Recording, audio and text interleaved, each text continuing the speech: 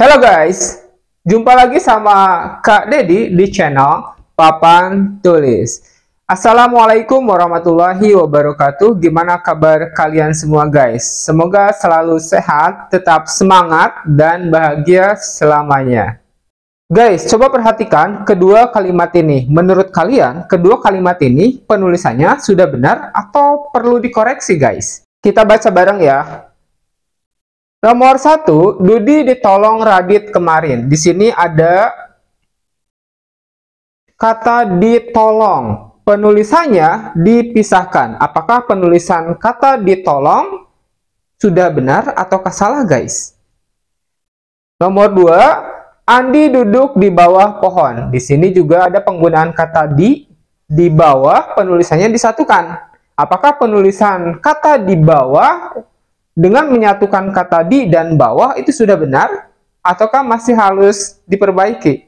Pertanyaan-pertanyaan barusan akan kita jawab di video kali ini guys. Jadi guys, di video kali ini Kak Dedi akan membahas mengenai penggunaan kata di. Apakah kata di harus ditulis terpisah dengan kata berikutnya ataukah harus ditulis disatukan dengan kata berikutnya? Ada dua penggunaan kata di. Pertama, di bisa digunakan sebagai kata depan atau nama lainnya itu preposisi. Dan yang kedua, di digunakan sebagai awalan atau imbuhan yang diletakkan di awal guys. Nama lainnya adalah prefix. Nah, bagaimana ketentuan di sebagai kata depan dan di sebagai awalan? Oke, Kak Dedi akan bahas yang pertama dulu.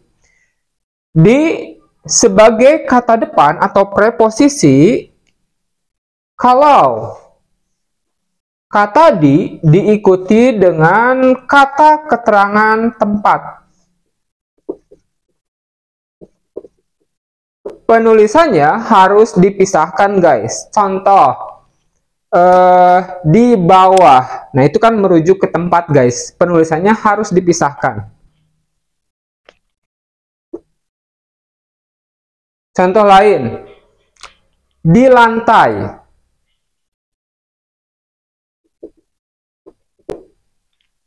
Di rumah, di sekolah, di atas, di samping, dan lain-lain.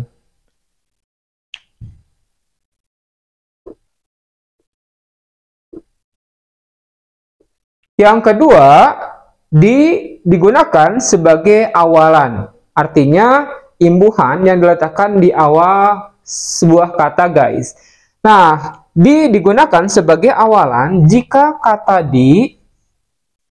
diikuti kata kerja.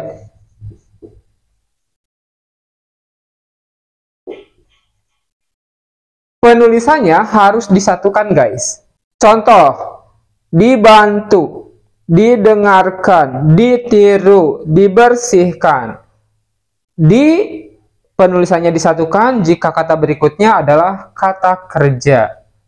Oke, itu penggunaan kata di sebagai kata depan atau preposisi dan kata di sebagai awalan. Gimana guys? Bisa dipahami? Gampang kan? Oke, biar kalian lebih paham lagi mengenai perbedaan penggunaan di sebagai kata depan dan sebagai awalan, Kak Dedi akan kasih beberapa contoh kalimat dan kita analisis apakah penggunaan di kalimat-kalimat tersebut sudah tepat atau harus diperbaiki.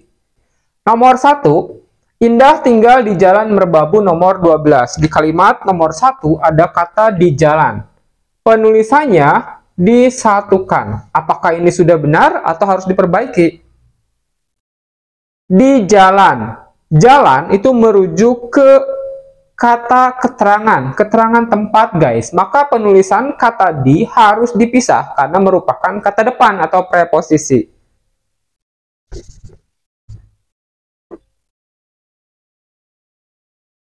Nomor 2, novel Andi hilang karena dicuri. Di nomor 2 ada kata dicuri, penulisannya disatukan. Nah, penulisan kata dicuri di sini sudah tepat guys, karena merupakan kata kerja. Nah, di kalimat nomor 2 sebagai awalan atau prefix, jadi penulisannya sudah benar, harus disatukan. Nomor 3, rumahnya dibangun di kaki bukit. Di kalimat nomor 3 ada dua penggunaan kata di. Yang pertama dibangun dan yang kedua di kaki bukit. Nah, penulisannya sudah tepat ataukah masih harus diperbaiki guys kira-kira? Kita lihat kata di yang pertama, dibangun. Dibangun merupakan kata kerja guys. Jadi penulisannya harus disatukan.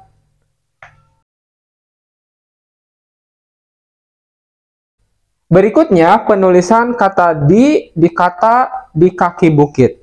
Penulisannya sudah tepat karena merujuk ke kata keterangan tempat, guys. Ini udah tepat, harus dipisah.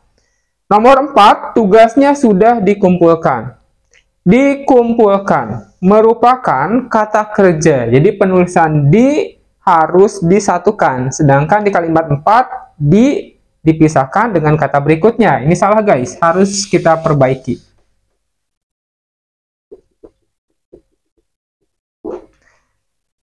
Nomor 5, ibu dan ayah masih berada di kebun. Di kebun. Penulisannya disatukan. Di kebun merujuk ke kata keterangan tempat. Jelas penulisannya salah.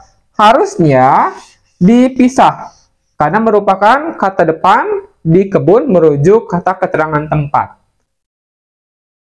Bagaimana guys? Bisa dipahami penjelasannya? Intinya, penulisan kata dipisahkan dengan kata berikutnya jika kata berikutnya merujuk ke kata keterangan tempat. Di sebagai kata depan atau sebagai preposisi.